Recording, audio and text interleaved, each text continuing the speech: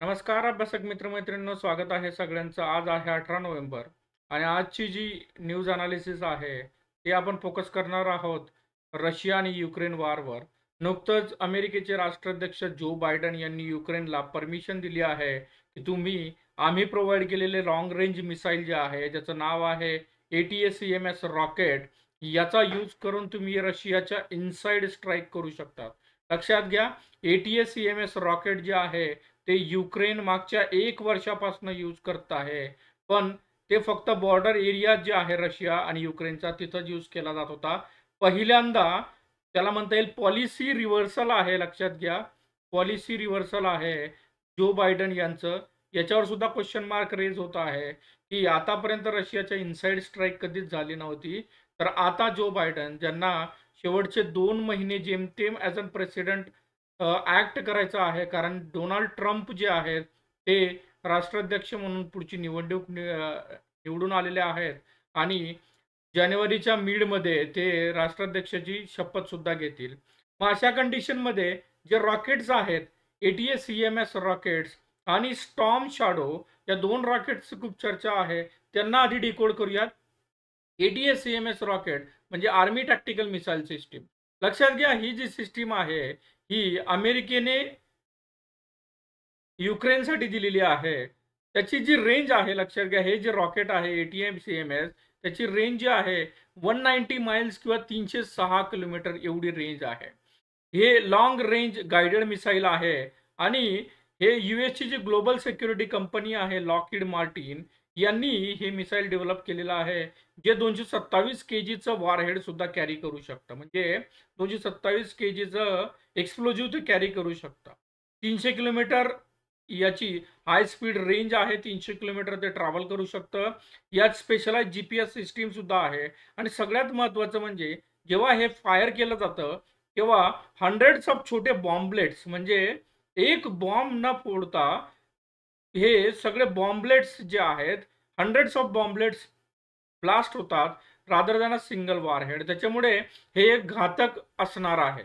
याच्या व्यतिरिक्त जे सेकंड मिसाईल जे आहे, जे चर्चेत आहे, त्याच्या आधी आपण बघूयात की जी ATACMS जी रेंज आहे कम्पेअर टू रशिया जे यूज करत आहे स्मर्श याच्याशी, BM-30 स्मर्श. तुम्ही बघू शकता ATACMS जे आहे, जे डिझाईन केलं गेलेलं आहे अमेरिकेकडून, ते ज्याची रेंज जी आहे 300 किलोमीटर आहे आणि BM-30 स्मर्श जे आहे त्याची बेअरली रेंज 70 किलोमीटर आहे. ते रशिया यूज करत आहे. त्याच्यामुळं किती प्रमाणात हे घातक आहे हे आपण बघू शकतो. Army tactical missile system. पण कन्सर्न एवढाच नाहीये, कारण ब्रिटनने स्टॉर्म शॅडो नावाचं मिसाईल सुद्धा युक्रेनला दिलेलं आहे आणि असं म्हटलं जात आहे की आता जो बायडनने जशी परमिशन दिलेली आहे हे ATACMS रॉकेट लॉन्च करण्याची, तर जर ब्रिटनने जर ही परमिशन दिली स्टॉर्म शॅडो, तर ते रशियासाठी खूप घातक असणार आहे. का? लक्षात घ्या, कारण हे जे स्टॉर्म शॅडो मिसाईल जे आहे याची रेंज 550 किलोमीटर आहे. इथं मी तुम्हाला सांगू इच्छितो की बॉर्डर एरिया युक्रेन पासनं मॉस्को सिटी जी आहे ती बेअरली 450 किलोमीटर एवढी रेंज आहे.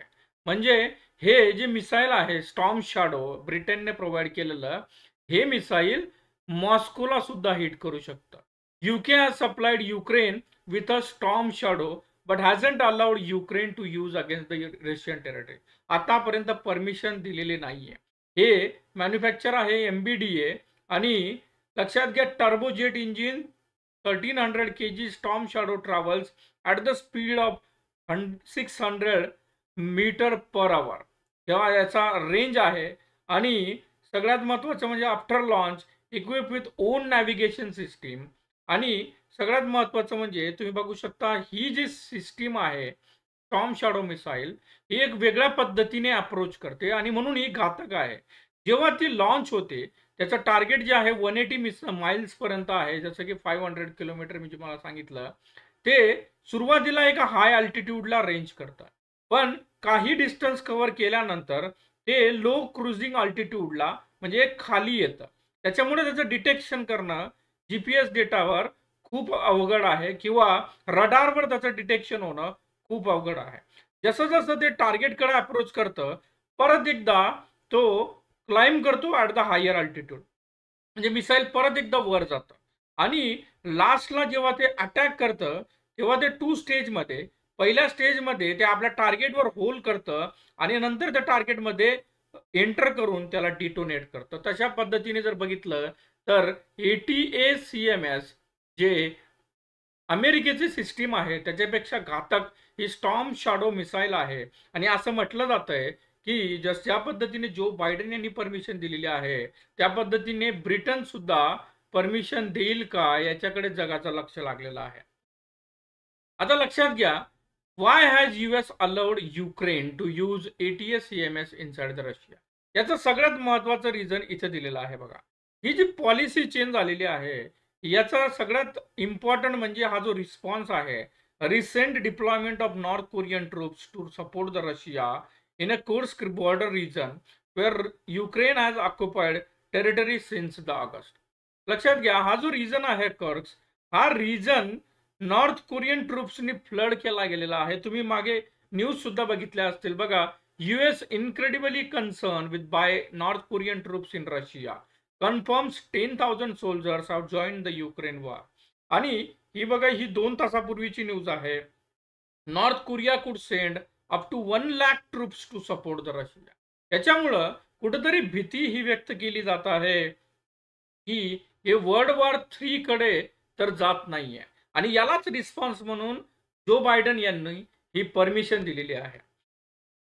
याचा इफेक्ट काय होईल? मिसाईल जे आहे ATACMS जे मिसाईल आहे त्याचा इफेक्ट काय होईल? लक्षात घ्या, जो कुर्स्क रिजन आताच मी डिस्कस केलं, बॉर्डर रिजन जो आहे युक्रेन आणि रशियाचा, त्याला टार्गेट करणं आता युक्रेनियन फोर्सेससाठी इझी होईल. आणि इथं जे रशियन मिलिटरी बेस आहेत त्याला टार्गेट सुद्धा करता येईल. पण कन्सर्न आहे हा मॉस्को, जो 450 बेअरली 450 किलोमीटर आहे युक्रेन बॉर्डरवरनं. आणि जो टॉम जे मिसाईल आहे ब्रिटेनचं, त्याला जर परमिशन मिळाली तर मात्र मॉस्को सुद्धा अटॅकमध्ये येऊ शकतं. लक्षात घ्या, जसं मी सांगितलं की वर्ल्ड वॉर 3 ला सुरुवात तर म्हणता येणार नाही, कारण रशियन लॉ मेकर्स जे आहेत त्यांनी सांगितलंय की ज्या पद्धतीने बायडेन यांनी हे रशियावर अटॅक करण्यासाठी अलाव केलं गेलेलं आहे US मिसाईलला, हे कुड लीड टू वर्ल्ड वॉर 3. आणि हे एका प्रकारे आगीत घी टाकण्याचं किंवा तेल टाकण्याचं काम हे करत आहेत.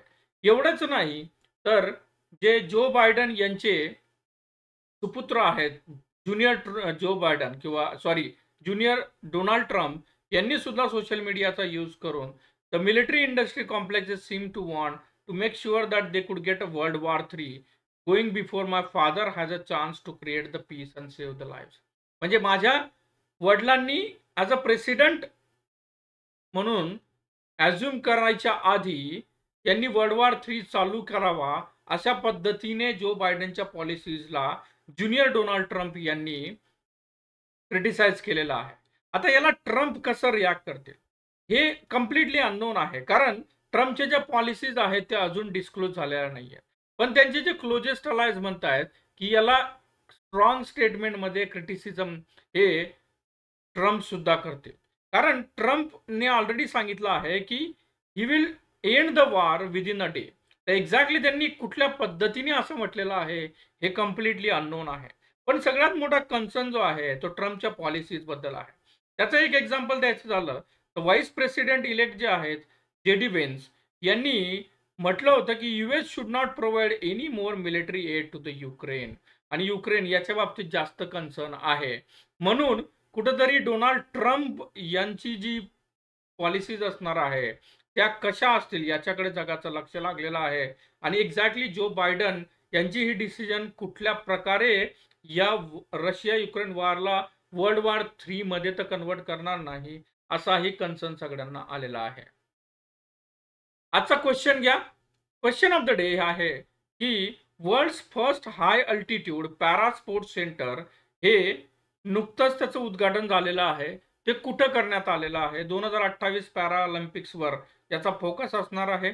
World's first high altitude para sports centre हे जे सेंटर आहे हे इंडियामध्ये स्थित आहे. कमेंट बॉक्समध्ये तुमची उत्तरं नक्की कळवा. तर हा होता आजचा व्हिडिओ. तुम्हाला कसा वाटला व्हिडिओ नक्की कळवा. जर आवडला तर लाईक करायला विसरू नका आणि चॅनलला नवीन असाल तर सबस्क्राईब करायला विसरू नका. लक्षात घ्या, राज्यसेवा 2025 जी डिस्क्रिप्टिव्ह पॅटर्नमध्ये होणार आहे, त्यात करंट अफेअर्स जे आहे ते इम्पॉर्टंट पार्ट त्याचा असणार आहे आणि आपण करंट अफेअर्ससाठी आपल्या चॅनलवर ही सिरीज सुरू केलेली आहे, सिम्पली एक्सप्लेन. तर तुमच्या ज्याही प्रतिक्रिया असतील त्या नक्की कळवा आणि चॅनलला सबस्क्राईब करायला विसरू नका. पुन्हा भेटूयात नवीन व्हिडिओसह. तोपर्यंत काळजी घ्या. धन्यवाद.